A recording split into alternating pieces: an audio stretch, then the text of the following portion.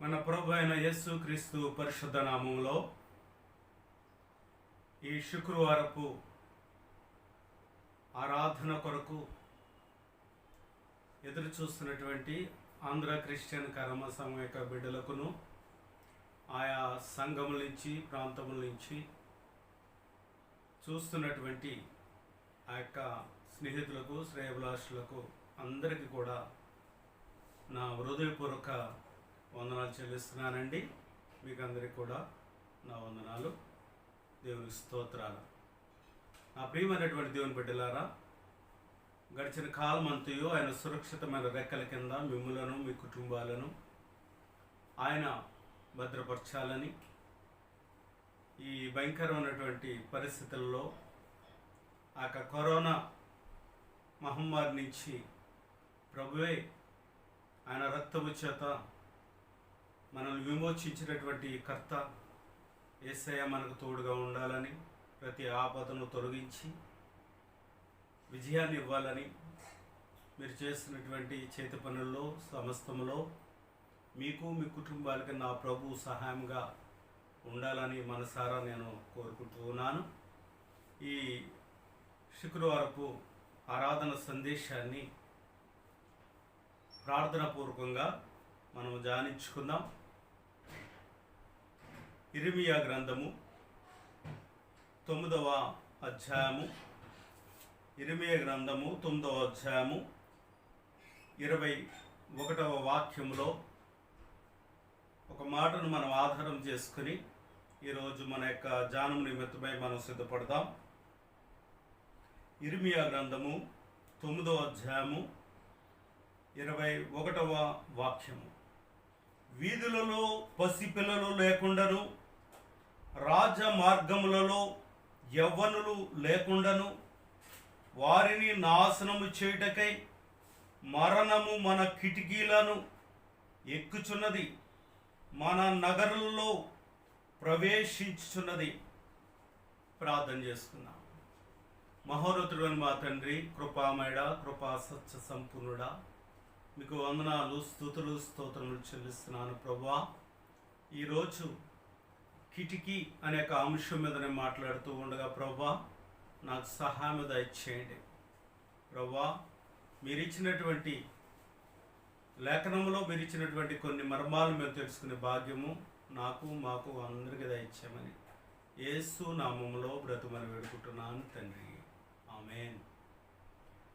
నా ప్రియమైనటువంటి దేవుని బిడ్డలారా, ఇక్కడ వీధులలో పసిపిల్లలు లేకుండాను, రాజమార్గములలో యవ్వనులు లేకుండాను, వీధులలో తిరిగే పసిపిల్లలు, రాజమార్గాలలో తిరుగుతున్నటువంటి యవ్వనులు, వారిని నాశనము చేయుటకై మరణము మన కిటికీలను ఎక్కుచుండగా, ఇర్మీయా విలపించి ఇశ్రాయేలీయులకు, నశించిపోయి ఆయన ప్రజలకు ఆయన రోదనముతోనూ అంగలార్పుతోనూ చేస్తున్నటువంటి ఆర్తనాదం. ఇర్మీయా విలపించు ప్రవక్త, కన్నీటి ప్రవక్త. చెరసాలలో, బంధకాలలో బానిసగా ఉంటూ ఇశ్రాయేలీయుల పక్షమున ప్రవక్తగా ప్రవచనమెత్తి ఎలుగెత్తి ప్రకటిస్తున్నటువంటి ప్రకటన వర్తమానము. ఈ రెవల్యూషన్ యొక్క సారాంశం ఏంటి అంటే, వీధులలో తిరిగే పసిపిల్లలు, రాజమార్గాలలో తిరిగే యవ్వనులు, బయట స్వేచ్ఛగా తిరుగుతున్నటువంటి పిల్లలు, బయట స్వేచ్ఛగా రాజమార్గాలలో తిరుగుతున్నటువంటి యవనస్తుల గురించి రాయబడినటువంటి మాట. నేటి దినాలలో యవనస్తులు ఇంటి పట్టు ఉండరు. నేటి దినాలలో పసిపిల్లలు, నడక వచ్చినటువంటి పిల్లలు బయట కోలాహలం చేస్తూ పడుతూ లెగుతూ ఆడుకుంటూ వారిని విడిచిపెడితే అలా అలా దూరం అవుతూ ఇంటికి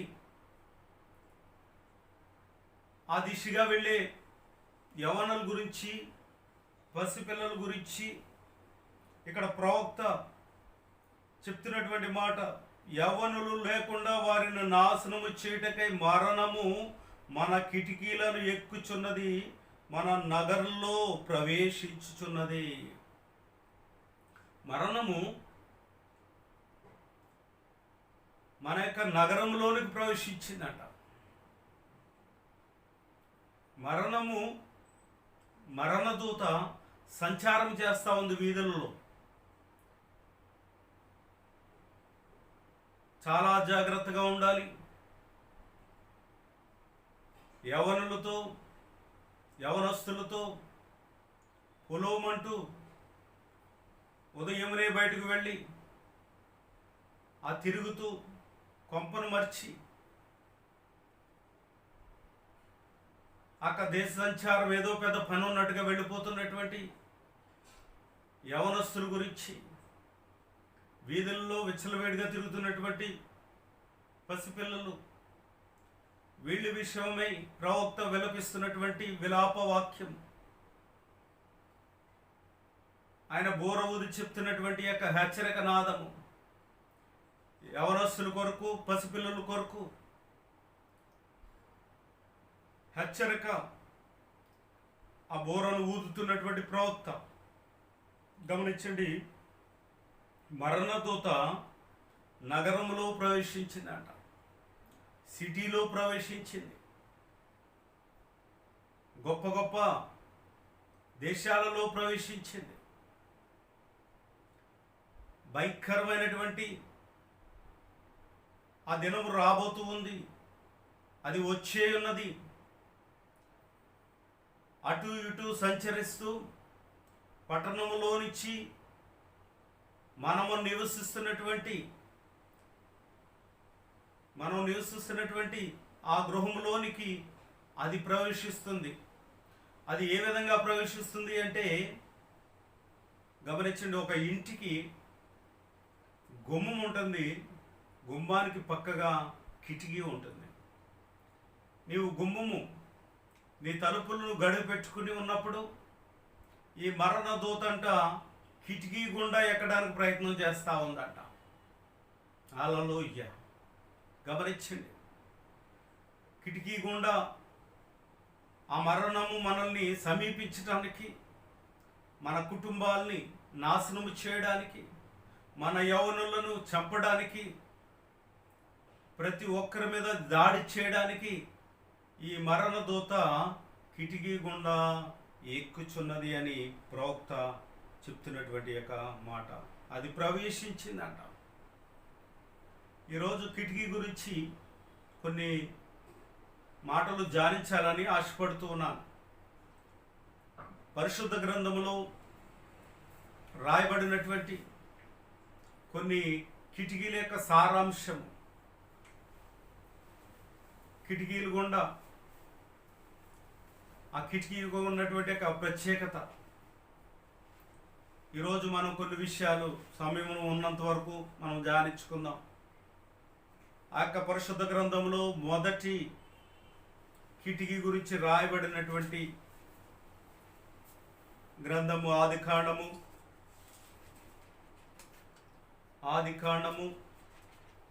6వ అధ్యాయము, ఆదికాండము 6వ అధ్యాయము 16వ వాక్యము. ఆ ఓడకు కిటికీ చేసి పైనుండి మూరెడు క్రిందికి దాన్ని ముగించవలెను.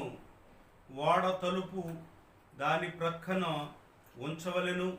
క్రింది అంతస్తు 2వ అంతస్తు 3వ అంతస్తు గలదిగా దాన్ని చేయవలెను. గమనించండి, నోవాహు ఆయన 500 సంవత్సరాలు వయస్సు కలిగినప్పుడు, క్షమించాలి, 600 సంవత్సరాలు వయస్సు కలిగినప్పుడు 600 సంవత్సరంలో ప్రభు ఆయనతో మాట్లాడాడు. గమనించండి, ప్రభువు ఆయనతో మాట్లాడాడు. 120 సంవత్సరాలు ముందుగా ప్రభు ఆయనకు ప్రత్యక్షమై నోవాహుతో చెప్పినటువంటి మాట ఏంటంటే, నోవాహు, నీవు నీ ఇంటి వారి కొరకు ఒక ఓడను సిద్ధం చేసుకోవాలి. ఆ ఓడ యొక్క పరిమాణం అంతా కూడా పరిశుద్ధ గ్రంథంలో రాయబడి ఉంది. కానీ ఈరోజు నేను చెప్పాలనుకున్నటువంటి సారాంశం, ఈ అంశంలో కిటికీ గురించి నేను మాట్లాడాలని ఆశపడుతున్నాను కనుక నేను అటు ఇటు వెళ్ళడం లేదు. గమనించండి, ఈ యొక్క 6వ అధ్యాయం 16వ వచనంలో మనం చూస్తే ఆ ఓడ 3 అంతస్తులుగా చేయబడ్డది. 3 అంతస్తులకి కూడా గమనించండి 3 గుమ్మములు ఉన్నాయి, 3 కిటికీలు ఉన్నాయి. అయితే ఈ నోవాహు దాన్ని సంపూర్ణంగా కట్టబడిన తర్వాత జలప్రళయము, ఆయన 600 సంవత్సరాల వయసులో జలప్రళయం వచ్చింది. ప్రచండమైనటువంటి వర్షం కురిసింది. 150 దినములు భయంకరమైనటువంటి ఆ తుఫాను చేత, భయంకరమైనటువంటి వర్షము చేత భూమంతా కూడా నీటి చేత నింపబడ్డాది. నీటి చేత నింపబడ్డాది. కొండలన్నీ మునిగిపోయినాయి, పర్వత శిఖరములన్నీ కూడా మునిగిపోయినాయి. ఓడ పైకి ఎత్తబడింది. గమనించండి, ఎత్తబడిన తర్వాత 150 దినాలకి వర్షము ఆగిపోయిందంట. వర్షము ఆగిపోయింది. నీరు కొద్ది కొద్దిగా తగ్గుతూ ఉంది. మరలా 40 దినములకు గమనించండి, నోవాహు ఏం చేశాడంటే ఓడ కిటికీ తెరిచి, ఏమండి 150 దినాలు వర్షం కురిస్తే వర్షం ఆగిపోయిన పిమ్మట 40 దినాలకి ఏం చేశాడంటే ఓడ కిటికీ తెరిచి మరి ఆయన ఒక కాకిని విడిచిపెట్టాడు. ఇక్కడ గమనించండి, ఈ ఓడ కిటికీ ఎందుకు తెరవలసి వచ్చింది అంటే, భూమి మీద ఏమండి అరారతు పర్వతం మీద ఆగిపోయినటువంటి ఓడలో నుంచి భూమి కనిపించడానికి మరి అది సాధ్యం కాలేదు కనుక కాకిని ఆయన మొదటగా విడిచిపెట్టినట్లుగా చూస్తూ ఉన్నాం. కాకిని విడిచిపెట్టాడు. ఆ కాకి ఏమైందంట, తిరిగి రాలే. కాకి తిరిగి రాలేదు. దాని యొక్క స్వభావం అది చచ్చిపోయిన పీనులు తింటా ఉండిపోయింది.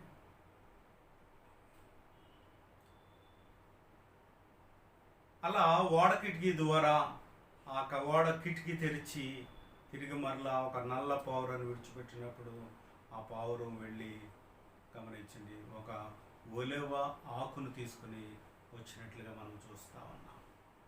మొట్టమొదటిగా బైబిల్ గ్రంథంలో తెరవబడినటువంటి కిటికీ ప్రమాదములో, ఆ ప్రమాదమును ఎదుర్కోవడానికి, ఆ ప్రమాదము యొక్క హెచ్చరికను ఎదుర్కోవడానికి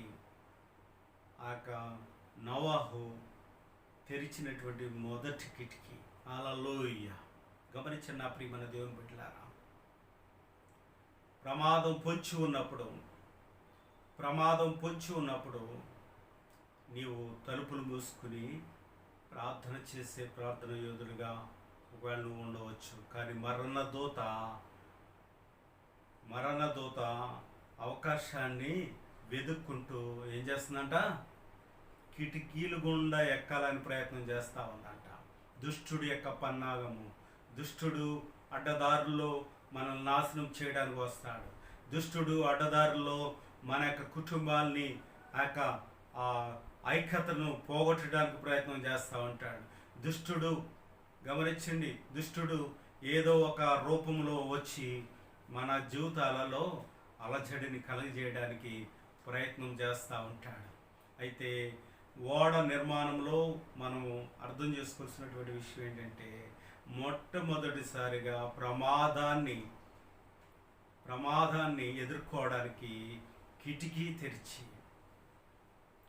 తెరిచి ఆయన గమనించండి, ఆ యొక్క నీరు ఇంకిపోయిందో లేదో చూడడానికి మరి ఉపయోగించినట్లుగా మనం చూస్తా ఉన్నాం. ఈ భక్తుడు మొట్టమొదటిసారిగా తెరవబడినటువంటి కిటికీ జలప్రళయం తర్వాత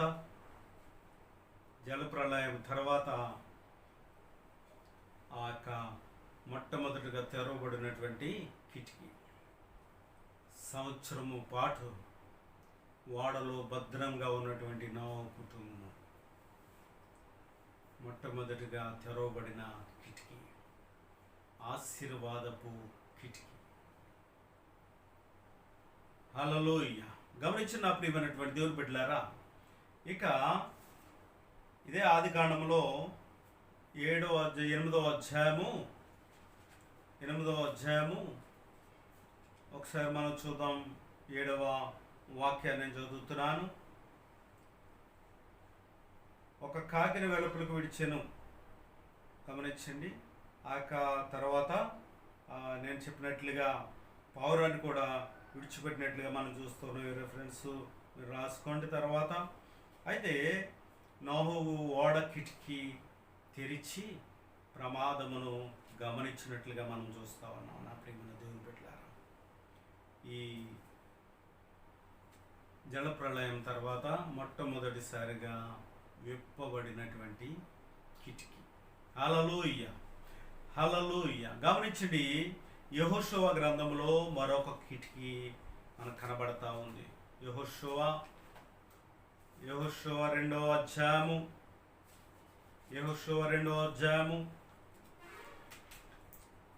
18వ వాక్యం. ఇక్కడ గమనించండి, ఇక యెరికోను నాశనం చేయడానికి 2 దేవదూతలు వచ్చారు. వేగులవారు వచ్చి ఆ ప్రాంతాన్ని అంతటిని పరిశీలిస్తున్నప్పుడు ఆ ప్రాంతపు ప్రజలు వారిని పట్టుకుని చంపాలని వారిని వెంబడించి తరుముతూ ఉన్నప్పుడు అదే గ్రామంలో ఉన్నటువంటి ఒక వేశ్య అయిన రాహాబు అనే వేశ్య ఆ 2 వేగుల వారిని కూడా తన ఇంట్లోనికి లాక్కుని, ఎందుకంటే ఆమె వేశ్య ఆ ఇంట్లోనికి రాత్రులు పగళ్ళు కూడా వచ్చిపోయే వాళ్ళే ఉంటారు తప్ప ఎప్పుడు కూడా ఎవరో ఒకరు ఆ సంచారం చేస్తూ ఉంటారు కనుక ఈ యొక్క 2 వేగుల వారిని ఆమె లోనికి లాక్కుని వారిని భద్రపరిచి ఏం చేసిందంట, భద్రపరిచి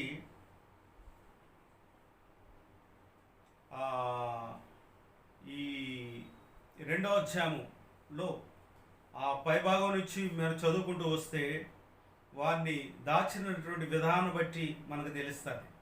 అయితే ఇక్కడ నేను క్లుప్తంగానే చెప్పాలనుకున్నటువంటి మాట ఏంటంటే, మీ గురించి, మీ దేవుని గురించి మేము విన్నప్పుడు మా గుండెలు అదిరిపోయినాయి, కరిగిపోయినాయి. మీ దేవుడు గొప్పవాడని, మీ దేవుడు ఇశ్రాయేలీయుల దేవుడు శక్తి కలిగినటువంటి దేవుడని, ఆయన మీకిస్తానన్నటువంటి భూమి, మీకిస్తానన్నటువంటి దేశాన్ని నిశ్చయంగా నిత్య దేవుడని, అందుకొరకు మీరు ఈ పట్టణాన్ని నాశనం చేయడానికి వచ్చారని, ఏమండి, ఈ పట్టణాన్ని మీరు నాశనం చేయడానికి వచ్చారని నాకు తెలుసు గనక నిశ్చయముగా ఇదిగో వారి నుంచి మిమ్మల్ని నేను తప్పించాను గనక, మిమ్మల్ని కాపాడాను గనక మీకు నేను చేసినటువంటి ఉపకారమును బట్టి మీ గురించి, మీ దేవుని గురించి తెలుసుకొని నేను మారు మనసు పొందాను, నేను నిజంగా విశ్వసిస్తూ ఉన్నాను. మీ దేవుడు శక్తి కలిగినటువంటి దేవుడని, కృపామయుడని, తాను చేయని ఉద్దేశించినటువంటి కార్యములు ఎవడు ఆపలేడని నాకు తెలుసు. నేను నమ్ముతూ ఉన్నాను గనక నా తండ్రి ఇంటి వారికి నీవు ఉపకారము చేయాలి. నా అక్క చెండ్రులకు, నా తల్లిదండ్రులకు, నా కుటుంబానికి మీరు ఉపకారం చేయాలి అని వారిని ప్రాధేయపడ్డప్పుడు వారు అంటున్నారు కదా, సరే అమ్మా, నువ్వు అడిగినట్లుగానే నువ్వు చేసినటువంటి సహాయాన్ని బట్టి మేము చేస్తాం. మేము వచ్చినప్పుడు నువ్వు తీసుకోవాల్సినటువంటి జాగ్రత్త నీకు నేను ముందుగానే తెలియజేస్తాను. ఆ దిశగా నువ్వు చేస్తే నీవు నీ ఇంటి వారు రక్షింపబడతారు. ఆ దిశగా ఒకవేళ నువ్వు చేయలేకపోతే ఆ మరణ దూత మీ ఇంట్లో ప్రవేశించి ఒకవేళ మేము చంపేస్తే మీ మరణానికి మేము ఉత్తరవాదులము కాదు అని చెప్పి వారు ఒక మాట చెప్పారు. చదువుదాం. 2వ అధ్యాయము 18 యెహోషువ గ్రంథము. నీవు మమ్మును దించిన ఈ కిటికీకి ఈ ఎర్రని దారము కట్టి నీ తండ్రిని, నీ తల్లిని, నీ అన్నదమ్ములను, నీ తండ్రి ఇంటి వారందరినీ నీ ఇంట చేర్చుకునము. వారు ఎక్కడున్నా సరే నీకు కావాలి అనుకున్న వారు, మా దేవుణ్ణి విశ్వసిస్తున్నటువంటి వారు, వారందరినీ కూడా ఒక చోటకి నీ ఇంట్లోనికి వారిని రప్పించుకొని వారిని భద్రపరచు. రెండవదిగా వారిని చేర్చుకో. నీ ఇంటి వారిని అందరినీ నీ ఇంట చేర్చుకొనుము. నీ ఇంటి ద్వారములో నుండి వెలుపలకు వచ్చువాడు తన ప్రాణమునకు తానే ఉత్తరవాది. మేము దోషులము అగుదుమని అయితే నీ యొద్ద నీ ఇంటనున్న ఎవనికే గాని ఏ అపాయమైనను తగిలిన ఎడల దానికి మేమే ఉత్తరవాదులము. నీవు మా సంగతి వెల్లడి చేసిన ఎడల నీవు మా చేత చేయించిన ఈ ప్రమాణము విషయములో మేము దోషులము కామనిరి. అందుకామె మీ మాట చొప్పున జరుగునుగాక అని చెప్పి వారిని వెళ్ళనంపెను. ఇక్కడ గమనించండి, ఈ రహాబు అనే వేశ్య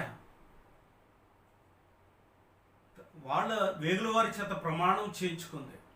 అయ్యా, దయతో నా కుటుంబాన్ని రక్షించండి. మీరు ఎందుకు వచ్చారో నాకు తెలుసు, మీ దేవుని గొప్పతనం ఏంటో నాకు తెలుసు. నాకు రక్షణ కావాలి, నా ఇంటికి రక్షణ కావాలి, నా కుటుంబస్తులకు రక్షణ కావాలి, మా కుటుంబం అంతా రక్షింపబడాలి. మా కుటుంబం అంతా మీ దేవుణ్ణి విశ్వసిస్తూ ఉంది. మా కుటుంబం అంతా మీ దేవుని ఆశ్రయిస్తూ ఉంది. మా కుటుంబం అంతా మరి మీతో కలిసి ఉండాలని ఆశపడుతుందని ఆమె తన మారిన మనసుతో తన పాపాన్ని విడిచిపెట్టి ఆ యొక్క పరిశుద్ధుల యొక్క పాదాలు పట్టుకున్నట్లుగా మనం చూస్తా ఉన్నాం. అయితే గమనించండి, మన దేవుడు అన్యాయస్తులైనటువంటి దేవుడు కాదు. మన దేవుడు కృప కలిగినటువంటి దేవుడు. మన దేవుడు అన్యాయంగా చంపే దేవుడు కాదు. పాపి తన పాపమును ఒప్పుకుని బ్రతుకుట ఆయన సంతోషిస్తాడు. కానీ పాపి తన పాపము చేత మరణమునందుట యెహోవాకు ఏమాత్రము కూడా అది ఇష్టము కాదు అంటాడు యెహెజ్కేలు. గనక పాపి తన పాపములు ఒప్పుకోవాలి, తన తప్పుదములు ఒప్పుకోవాలి, సమాధాన పడాలి. అప్పుడు గమనించండి, మనము రక్షింపబడతాం, మన ఇంటి వారు కూడా రక్షింపబడతారు. గమనించండి, కుటుంబ ఆప్యాయత రహాబు అనే వేశ్యలో ఎంతగా ఉందో ఒకసారి ఆలోచించండి. కుటుంబం నశించిపోవడం ఇష్టం లేక, కుటుంబం పాతాళానికి వెళ్ళడం ఇష్టం లేక, తన రక్త సంబంధులు నాశనమైపోవడం ఇష్టం లేక, గమనించండి, పరిశుద్ధుల యొక్క పాదాలు పట్టుకున్నట్లుగా మనం చూస్తూ ఉన్నాం. అందుకే రాహాబు అనే వేశ్యకు మరి వారు ప్రమాణం చేస్తారు, అమ్మా నీవు నీ ఇంటి వారు ఇంట్లోనికి వెళ్ళండి, గడియ పెట్టుకోండి.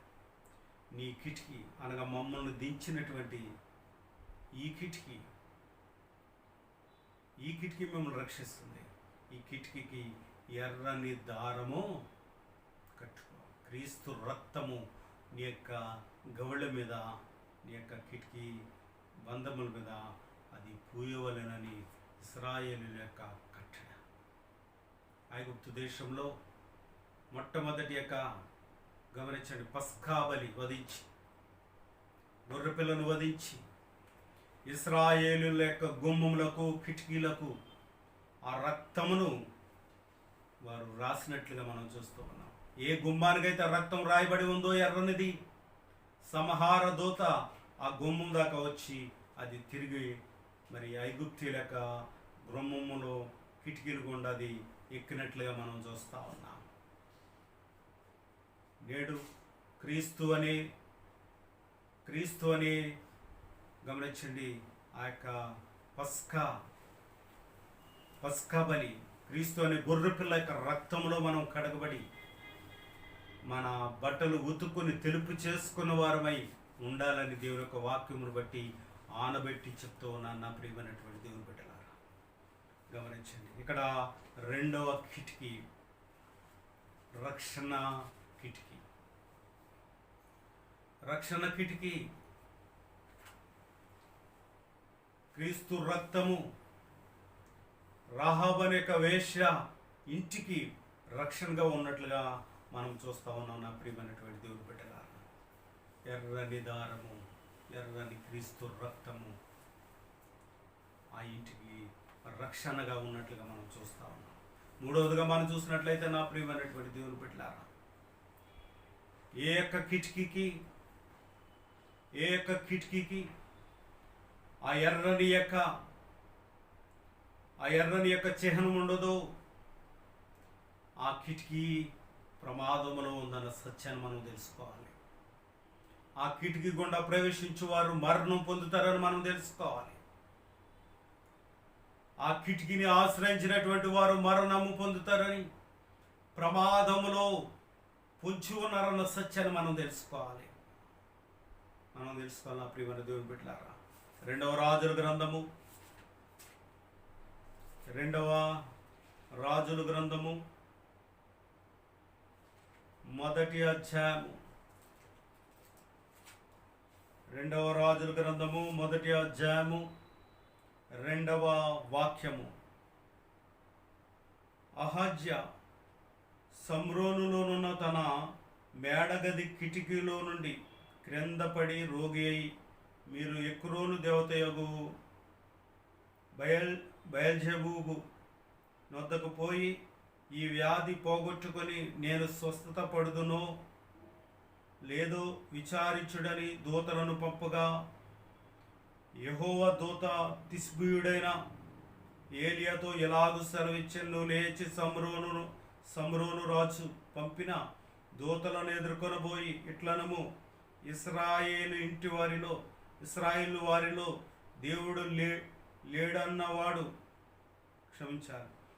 దూతలను ఎదుర్కొనబోయి ఇట్లనము, ఇశ్రాయేలీలు వారిలో దేవుడన్నవాడు లేడనుకొని ఎక్రోను దేవత అయిన బయల్జెబూబు నద్దకు మీరు విచారింపబోచున్నారా అని వారితో మాట్లాడము. ఇదిగో గమనించండి, ప్రవక్త అయినటువంటి ఏలియా ఆ యొక్క సంరోను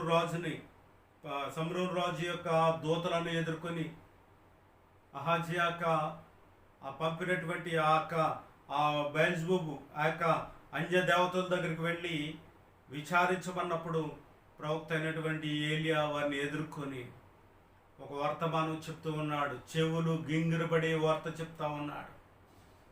ఇదిగో కిటికీ గుండా పడ్డటువంటి నీ రాజు, ఇశ్రాయేలీల్లో దేవుడు అన్నవాడు లేడనుకుంటున్నాడా? ఇశ్రాయేలీల్లో ప్రవక్త లేడనుకుంటున్నాడా? ఇశ్రాయేల్లో దేవుని పక్షమున విచారించడానికి దేవుని సేవకుడు లేడని అనుకుంటున్నాడా?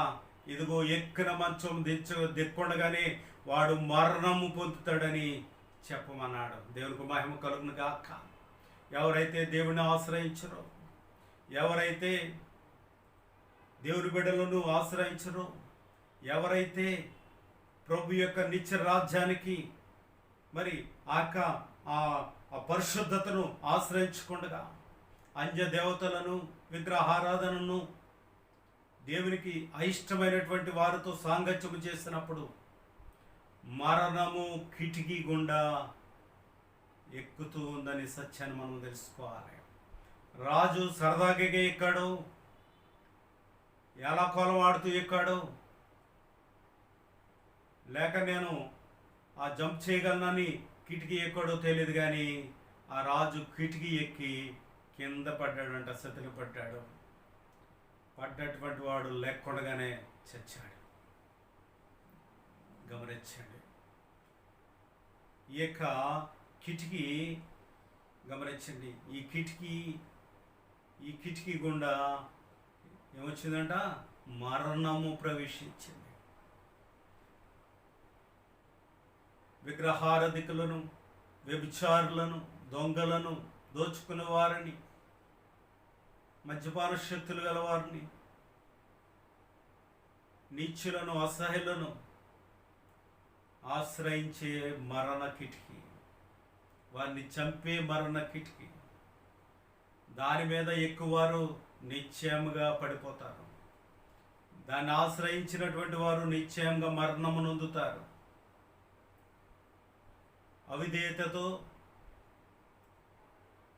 అవిధేయతతో నీవు ఒకవేళ ఆ కిటికీని నువ్వు ఆశ్రయించినట్లయితే ఆ కిటికీ ద్వారా నీకు మరణము, కీడు సంభవించునుగాక. గమనించండి, అడ్డదారిన ఇశ్రాయేలు దేవుడైనటువంటి యెహోవాను ఆశ్రయించవలసినటువంటి అహజ్యా ఏం చేశాడో తెలుసా? గమనించండి, ఒక బయలు దేవతను ఆశ్రయించినట్లుగా మనం చూస్తూ ఉన్నాం.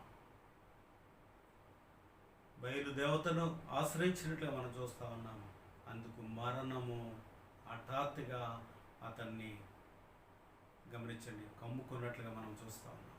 నా ప్రియమైన దేవుని బిడ్డలారా, పరిశుద్ధ గ్రంథంలో ఈ అహజ్యా మేడగది కిటికీలో నుండి పడిపోయాడు అంటే ఉండడానికి మేడ మీదే ఉన్నాడు, కానీ కింద పడి రోగి అయిపోయాడు, తిరిగి లేవలేదు. మరణము అతన్ని మృంగివేసినట్లుగా మనం చూస్తూ ఉన్నాం. నువ్వెక్కడ ఉంటున్నావో, దేనితో అపహాస్యమాడుతున్నావో, దేనితో నువ్వు వేళకోలం వాడుతున్నావో, ఏ కిటికీతో నువ్వు హత్తుకుని ఉంటున్నావో ఒకసారి ఆలోచించుకో. ఈ అహజ్యా మేడగదిలో ఆ కిటికీ ఎందుకు ఎక్కాడో తెలీదు, కింద పడినట్లుగా మనం చూస్తా ఉన్నాం.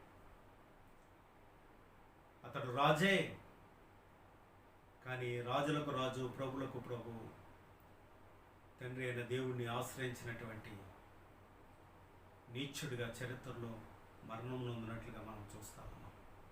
నా ప్రియమైనటువంటి దేవుని బిడ్డలారా, నిశ్చయంగా పరిశుద్ధ లేఖన భాగాలలో మనం ఆలోచన చేసినా, వీధుల్లో తిరుగుతున్నటువంటి పసిపిల్లలు,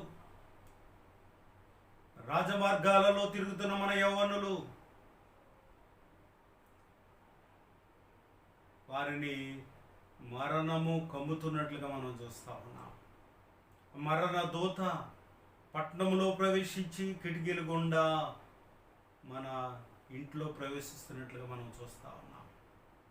కారణం ఏంటంటే, దేవుణ్ణి ఆశ్రయించవలసినటువంటి రాజు బయలుదేవతను ఆశ్రయిస్తున్నట్లుగా మనం చూస్తూ ఉన్నాం. అతడి అవిధేయత వలన అతడికి అకాల మరణం వచ్చినట్లుగా మనం చూస్తూ ఉన్నాం. ప్రియమైనటువంటి దేవుని బిడ్డలారా, ఇటువంటి కోపకు చెందినటువంటి, ఇటువంటి భయంకరమైనటువంటి మరణానికి అప్పగించబడినటువంటి ఒక స్త్రీ మనకు కనబడుతుంది. ఆమె పేరు యెజబెల్. ఒక భయంకరమైనటువంటి క్రూరత్వం కలిగినటువంటి అన్య స్త్రీ, దేవునికి ఏమాత్రం కూడా ఇష్టం లేనటువంటి భయంకరమైన విగ్రహారాధికురాలు, బయలు దేవత. 2వ రాజులు 9వ అధ్యాయము 30వ వచనంలో మనం చూస్తే, 2వ రాజులు 9వ అధ్యాయము 30వ వచనం గమనించిన నా ప్రియమైనటువంటి దేవుని బిడ్డలారా, యెజ్రెయేలు ఊరికి వచ్చిన సంగతి యెజెబెలునకు వినబడిన గనుక ఆమె తన ముఖమునకు రంగు పూసుకొని శిరోభూషణములు ధరించుకొని కిటికీలో నుండి కనిపెట్టి చూచుచుండగా యెహో గుమ్మము ద్వారా ప్రవేశించెను. ఆమె అతనిని చూచి, నీ యజమానుని చంపినవాడా, జిమ్రి వంటి వాడా, నీవు సమాధానముగా వచ్చుచున్నావా అని అడగగా, అతడు తల ఎత్తి కిటికీ తట్టు చూచి తన పక్షమందున్న వారెవరని అడుగగా, 2-3 పరిచారకులు పైనుండి తొంగి చూచిరి. దీనిని క్రిందకు ప్రడదోయుడని అతడు చెప్పగా, వారు దాని క్రిందికి ప్రడదోసినందున దాని రక్తములో కొంత గోడ మీదను గుర్రముల మీదను చిందెను. ప్రవక్త అయినటువంటి ఏలియా యొక్క శాపము. ప్రవక్త అయినటువంటి ఏలియా ద్వారా యెహోవా దేవుడు ఇచ్చినటువంటి శాపము, యెజెబెలు యొక్క రక్తము కుక్కలు నాకును. గమనించిన నా ప్రియమైనటువంటి దేవుని బిడ్డలారా, ఇక్కడ యెజ్రెయేలు యొక్క ఊరికి వచ్చాడు. ఆ యొక్క రాణిగా పిలువబడుతూ అహాబు యొక్క భార్య, విగ్రహారాధికురాలు, బయలు ప్రవక్తలను పెంచినటువంటి స్త్రీ, దేవునికి ఏమాత్రం కూడా ఇష్టం లేనటువంటి స్త్రీ, నిరపరాధుల యొక్క రక్తము ద్వారా సంతృప్తి చెందినటువంటి స్త్రీ, గొప్ప ఆ పాపాత్మురాలు, దేవునికి దేవుని బిడ్డలకు వ్యతిరేకాస్తురాలు. ఆ భయంకరమైనటువంటి ఆ యొక్క స్త్రీకి ఉన్నటువంటి శాపము రాజు, ఈ యొక్క యెహోరాజు ద్వారా ఆ యొక్క యెజెబెలుకు మరి దేవుడు విధించినటువంటి శిక్ష. ఆయన ఆ మేడ గదిలోనికి వచ్చినప్పుడు రాజును చూసి యెజెబెలు అంటది కదా, ఇదిగో జిమ్రి వంటి వాడా, ద్రోహి. ఏమండి, ఎంత చక్కటి మాటలు మాట్లాడుతుందో చూడండి. అసలు నాకు ఏ పాపము తెలియదు అన్నట్లుగా, నాకు ఏ పాపము తెలీదు, నేను నీతిమంతురాల్ని. ఏమండి, తాను సమర్థించుకుంటూ ఆ యొక్క రాజును నిందిస్తూ ఉంది. అయితే ఆ యొక్క రాజు అంటాడు కదా, ఇదిగో నా పక్షంలో ఉన్నవారు ఎవరు, వారిని అంత దూరంలో ఉన్న వారిని చూసి అంటున్నాడు, ఇదిగో నా పక్షంలో ఉన్నవారు ఎవరో వారు వచ్చి దీన్ని ఈ మేడగదిలో నుంచి ఆ కిటికీ తెరిచి కింద పడేయమన్నాడు. అంతే వాళ్ళు వచ్చారు. రాజు తలుచుకుంటే దెబ్బలు కొదవండి. దేవుడు శపిస్తే దాన్ని మార్చగలవాడేవాడు? దేవుని ఉద్దేశాన్ని మార్చగలవాడేవాడు? దేవుడు విధించిన శిక్ష తప్పించగలవాడేవాడు?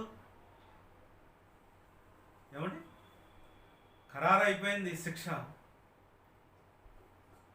లేఖనాల ప్రకారంగా ప్రవక్త ప్రవచించాడు. ఇక్కడ యెహో స్క్రీన్ మీద చూస్తా ఉన్నాడు. ఆ శాపాన్ని నెరవేర్చవలసినటువంటి వాడు ఏమండి, యెహోరాజు. ఆయన వచ్చి గమనించండి, ఈ స్త్రీని తీసి మేడ మీద నుంచి కిటికీలో నుంచి పడేయమన్నాడు. వెంటనే వాళ్ళు ఎత్తి పడేసేటప్పటికి కొంత గోడల మీద పడ్డదంట రక్తం, కొంత ఏమండి గుర్రాల మీద పడ్డది. కుక్కలు వచ్చి నాకటం ప్రారంభించాయి. కుక్క చావు సచ్చింది. తన శాపము, ఏలియా ప్రవచించినటువంటి ప్రవచనం, ఏలియా శపించినటువంటి ఆ శాపవచనం నెరవేరినట్లుగా మనం చూస్తూ ఉన్నాం. గమనించిన ప్రియమైన దేవుని బిడ్డలారా, శిక్ష విధించిన కిటికీ. హల్లెలూయా. ఏమండి? శిక్ష విధించిన కిటికీ, పాప పరిహారము చేసిన కిటికీ, దేవుని మాట తూచా తప్పకుండా ఏమండి పాపానికి విధించినటువంటి శిక్ష. హల్లెలూయా. నా ప్రియమైనటువంటి దేవుని బిడ్డలారా, పరిశుద్ధ లేఖన భాగాలలో మనం ఆలోచన చేసినప్పుడు ఈ కిటికీ ఆ యొక్క యెజబెలు యొక్క శిక్షను ఖరారు చేసినటువంటి కిటికీ. ఏమండి? ఈ అమ్మగారు తెలీదు ఆ కిటికీ ద్వారానే నాకు మరణం వస్తుందని. తనకు తెలీదు ఆ కిటికీ గుండానే మరణ దూత లోపలికి ప్రవేశిస్తుందని. తెలియక కిటికీ గుండా రంగు మార్చుకొని, వేషం మార్చుకొని, మారు వేషం వేసుకొని, జారా స్త్రీ వలె ఆమె ఏం చేస్తుందో తెలుసా? కిటికీ గుండా చూస్తూ ఉందంట. ఆ కిటికీ గుండా చూస్తూ ఉన్నప్పుడు ఏమండి ఎవరు వస్తున్నారు? దేవుడు నియమించుకున్నటువంటి యెహోరాజు ఆ పట్టణంలో ప్రవేశించినట్లుగా చూస్తా ఉన్నాం. ఆయన ద్వారానే దేవుడు శిక్షను తీసుకుని వస్తున్నాడన్న సత్యాన్ని తెలుసుకోలేకపోతే, నేను మారువేషంలో ఉన్నాను కదా అనుకుంటుంది, నేను ఎంతోమందిని మోసం చేశాను కదా అనుకుంటుంది. కానీ దేవుడు మోసం చేయడం మన వల్ల కాదండి. నువ్వు మనుషులు మోసం చేయొచ్చేమో కానీ, నిన్ను నమ్ముకున్న వాళ్ళు మోసం చేయొచ్చేమో కానీ, నాని వాళ్ళు మోసం చేయొచ్చేమో కానీ, దేవుణ్ణి మోసం చేయడం మాత్రం ఎవరి తరము కూడా కాదు. హల్లెలూయా. గమనించిన నా ప్రియమైన దేవుని బిడ్డలారా, శిక్ష విధించినటువంటి కిటికీ, మరణము నిన్ను సమీపించినప్పుడు నువ్వెంత లెక్క పరిగెట్టినా ఆ మరణము ఆగదు. నా ప్రియమైన దేవుని బిడ్డలారా, ఆశీర్వాదపు కిటికీ. దానియేలు గ్రంథము 6వ అధ్యాయము, దానియేలు 6వ అధ్యాయము 10వ వాక్యము. ఇట్టి శాసనము చేయబడనని దానియేలు తెలుసుకొనినను అతడు తన ఇంటికి వెళ్ళి యథాప్రకారముగా అనుదినము 3 మోకాళ్ళుని తన ఇంటి పైగది కిటికీలు యెరూషలేము తట్టునకు తెరవబడి ఉండగా తన దేవునికి ప్రార్థన చేసెను. హల్లెలూయా, గ్లోరీ. నా ప్రియమైనటువంటి దేవుని బిడ్డలారా, దానియేలు బబులోను దేశంలో శాసనము చేయబడి ఉంది. శాసనము చేయబడి ఉండగా ప్రతిమకు తప్ప వేరొక దేవుళ్ళకి మరి ఎవరు కూడా పూజించకూడదని ఉన్న చట్టాన్ని, ఆ చట్టమును కూడా లెక్క చేయకుండా దానియేలు యెరూషలేము తట్టు కిటికీ తెరిచి ఉండగా తన దేవునికి 3 ప్రార్థన చేసిన దానియేలు. హల్లెలూయా. ప్రార్థనా కిటికీ, ప్రార్థనా ధూపము, ప్రార్థనాభిషేకము. దేవునితో మాట్లాడుతూ ఉన్నాడు. యెరూషలేము తట్టు చేతులు చాచి కిటికీ తెరచి ప్రతిదినము 3 ప్రార్థన చేస్తూ ఉన్నాడు. మధ్యాహ్నమున, సాయంకాలమున, ఉదయమున, మధ్యాహ్నమున, సాయంకాలమున 3 తన దేవునికి ప్రార్థన చేస్తూ ఉన్నాడంట. గమనించండి, ప్రార్థన ధూపము కలిగినటువంటి కిటికీ, ప్రార్థన తీసుకువెళుతున్నటువంటి కిటికీ, యెరూషలేమును చూపిస్తున్నటువంటి కిటికీ, ఆశీర్వాదంగా ఉన్నటువంటి కిటికీ. ఈ కిటికీ యెరూషలేమును చూపిస్తూ ఉంది, తన దేవునితో మాట్లాడుతూ ఉన్న కిటికీ. నా ప్రియమైన దేవుని బిడ్డలారా, ప్రసంగి 12:5 అంటాడు, కిటికీ గుండా చూచువారు కానరాక ఎందురు. అపవిత్రులు, మంద దృష్టి కలిగినటువంటి వారు, దేవుని అభిషేకం లేనటువంటి వారు, దేవుని నీతిని నెరవేర్చలేనటువంటి వారు, ముమ్మారు ప్రార్థన అనుభవం లేనటువంటి వారు, ప్రార్థన చేసే వాడుక లేనటువంటి వారు, ప్రార్థన చేయకే ఆహారం మింగేటటువంటి వారు, ప్రార్థన చేయకే బయటకు వెళ్ళేటటువంటి వారు, దేవునికి ప్రార్థన చేయకుండా జీవిస్తున్నటువంటి ఆ దుర్భరమైనటువంటి జీవితాన్ని జీవిస్తున్నటువంటి వారు, గమనించండి, వీరందరూ కూడా నశించిపోతారనే సత్యాన్ని మనం తెలుసుకోవాలి. దానియేలుకి ఇటువంటి అనుభవాలు లేవు. దానియేలు ఎల్లవేళలా ముమ్మారు ప్రార్థన చేసే అనుభవం కలిగి ఉన్నాడు. దానియేలు ప్రార్థనా కిటికీ, దానియేలు ముమ్మారు ప్రార్థనా కిటికీ, అభిషేకము కలిగిన ఆశీర్వాదకరంగా ఉన్న కిటికీ.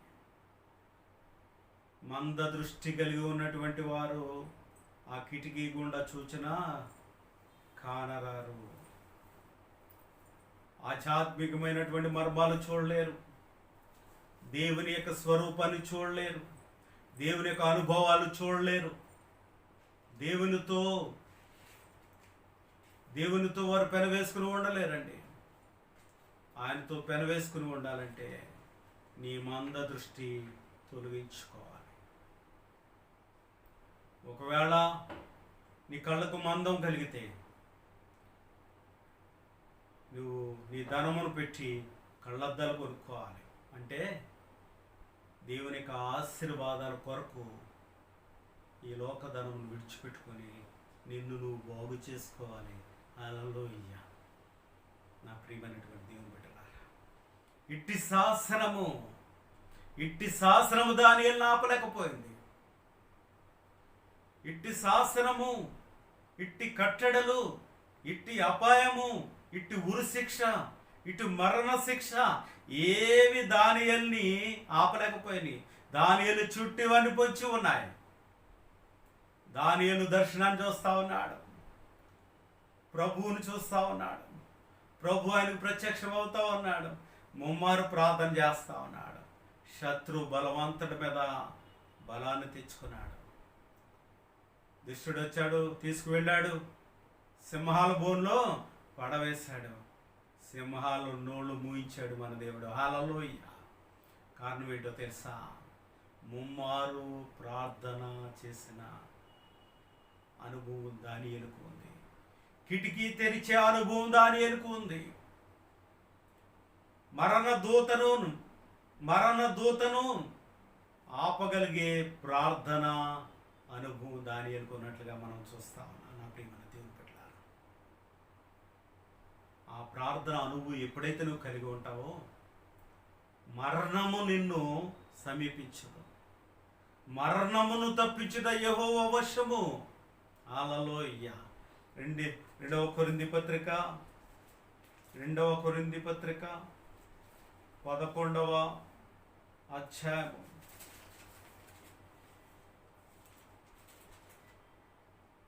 2 కొరింథీ పత్రిక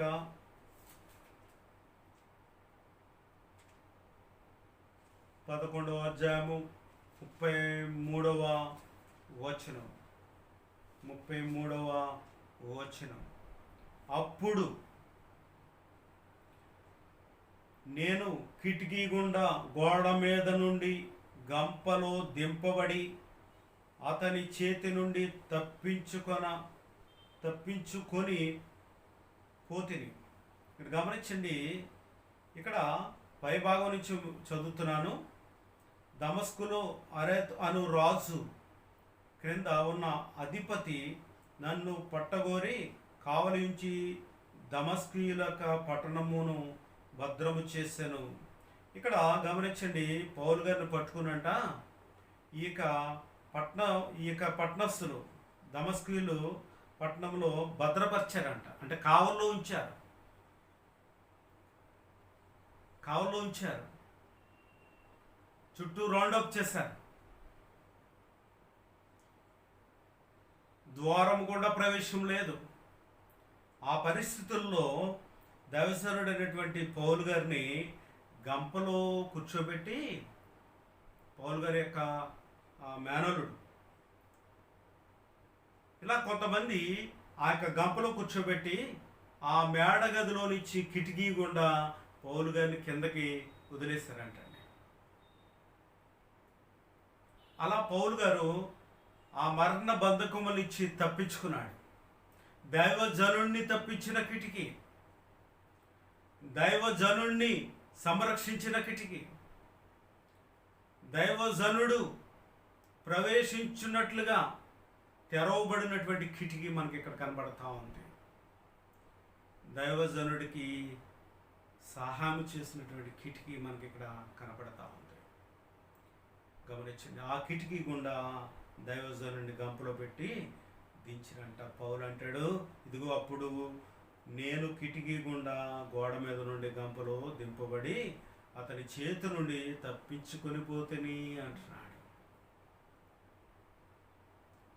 ఆ విధంగా ఆ మరణ బంధకము నుంచి దైవజనుడు తప్పుకోవడానికి సహాయం చేసినటువంటి కిటికీ.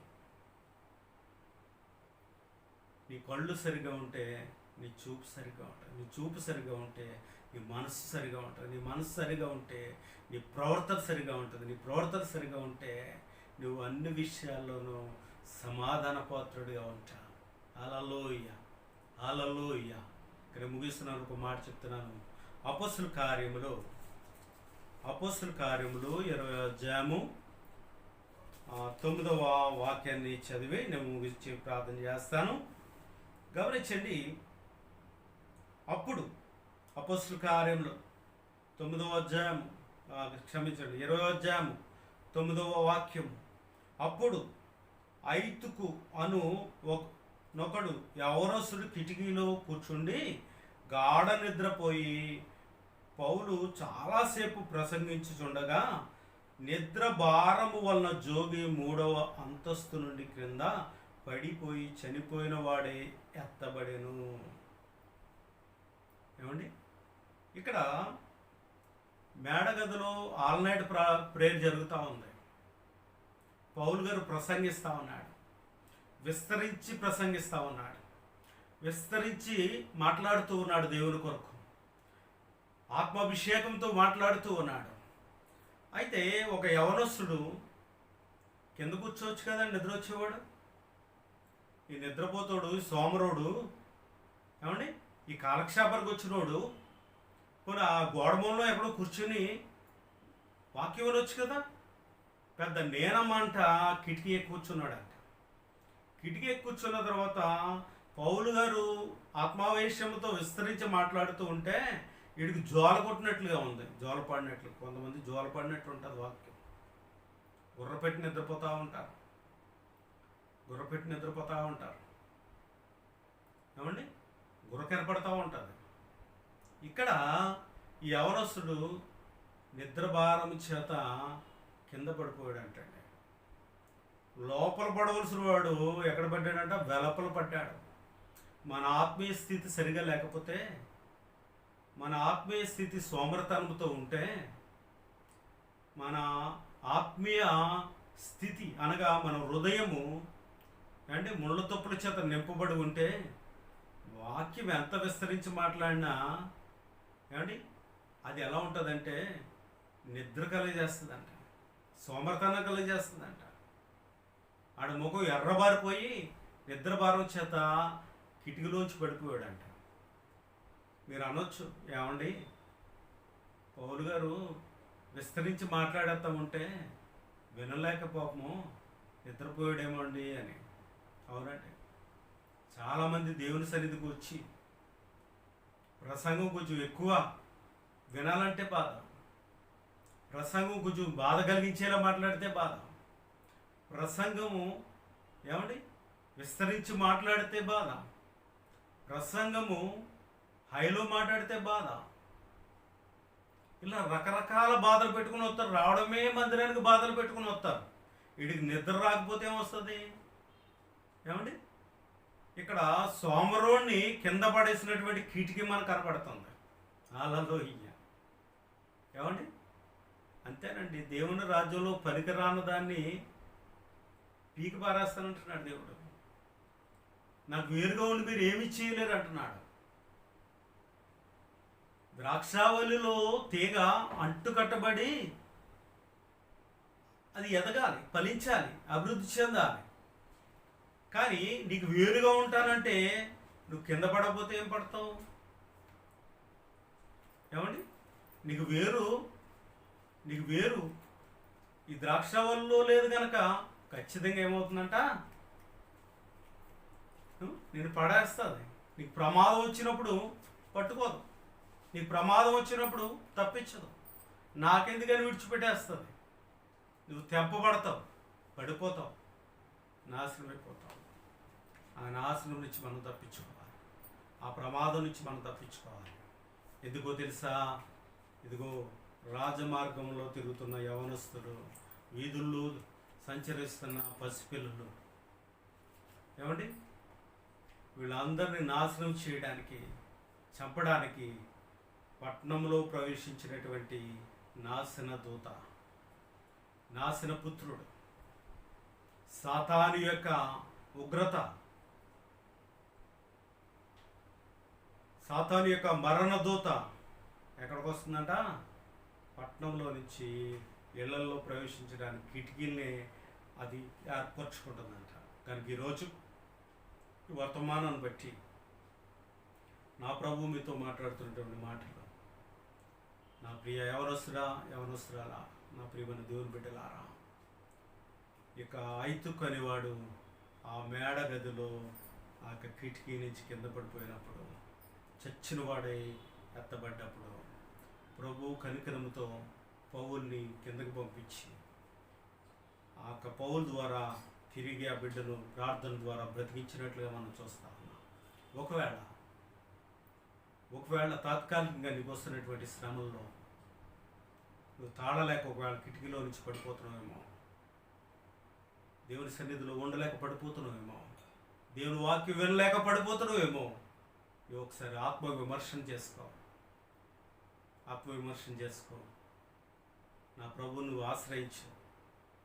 ఒకవేళ నువ్వు చనిపోయే స్థితిలో ఉన్నా, ఒకవేళ ఈ బాధలు భరించలేక ఆత్మహత్య చేసుకోవాలని నువ్వు అనుకున్నా, అప్పుల బాధ తాళలేక ఆత్మహత్య చేసుకోవాలని నువ్వు అనుకున్నా, కుటుంబ బాధలు పడలేక ఆత్మహత్య చేసుకోవాలని నువ్వు అనుకున్నా, నా ప్రభువు నిన్ను పిలుస్తున్నాడు. సొమ్మసిల్లిన వేళలో ఆయన నీకు బలమునివ్వడానికి, నిన్ను ఆదరించడానికి కనికరపూర్ణుడైన నా యేసయ్య నిన్ను పిలుస్తూ ఉన్నాడు. ఆయన చేయి పట్టి నిన్ను నడిపించడానికి ఆయన ఇష్టపడుతూ ఉన్నాడు. నా ప్రియమైన దేవుని బిడ్డలారా, నోహు ఆ యొక్క మొదటి కిటికీ తెరిచి ఆ యొక్క ప్రమాదమును గమనించినట్లుగా మనం చూస్తూ ఉన్నాం. రెండవదిగా ఆ ప్రమాదంలో నుంచి తప్పించుకోవడానికి పౌరాన్ని విడిచిపెట్టినటువంటి నోవాహు ఆ మొదటి కిటికీ తెరిస్తే, రెండవ కిటికీ రాహబు అనే వేశ్య తన పాపమును పోగొట్టుకోవడానికి తన కిటికీని తెరిచినట్లుగా మనం చూస్తూ ఉన్నాం.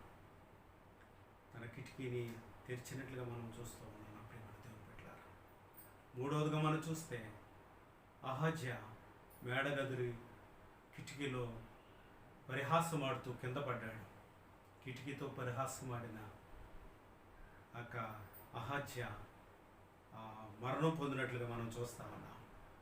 అలాగే మహా విగ్రహాధికురాలు, పాపాత్మురాలు, ఇశ్రాయేల్ మీద కక్ష కట్టినటువంటి వ్యతిరేకి ఆ యొక్క గమనించండి, యెజబేలు తను మారువేషంలో జారా స్త్రీ ఛాయలో ఆమె ఉన్నప్పుడు కిటికీ గుండా తన్ని చంపి శిక్ష విధించినటువంటి రారాజు మన ప్రభు అయిన యేసుక్రీస్తు, ఏలియా ప్రవచనం నెరవేర్చిన రాజు,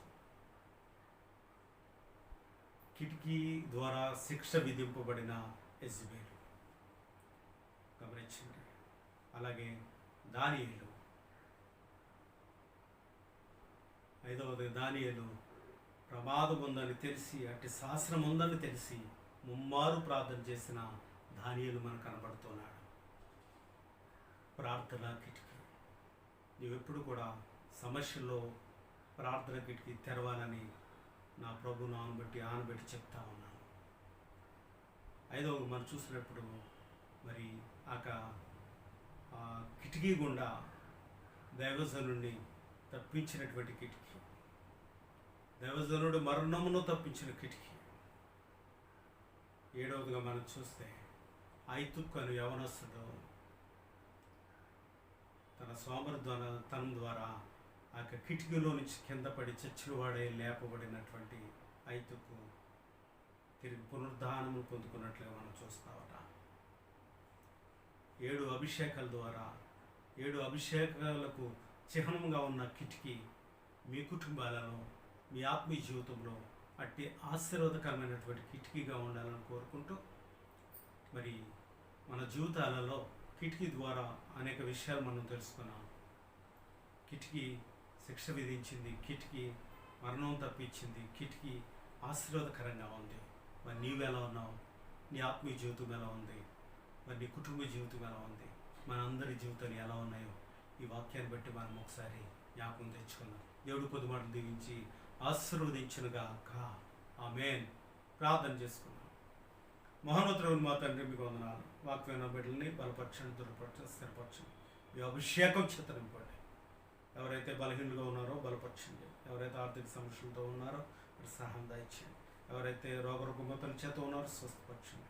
హాస్పిటల్లోని బిడ్డలు జ్ఞాపం తెచ్చుకోండి. గర్భిణీ స్త్రీలను జ్ఞాపం తెచ్చుకోండి. బలహీనులైనటువంటి బిడ్డలు జ్ఞాపం తెచ్చుకోండి.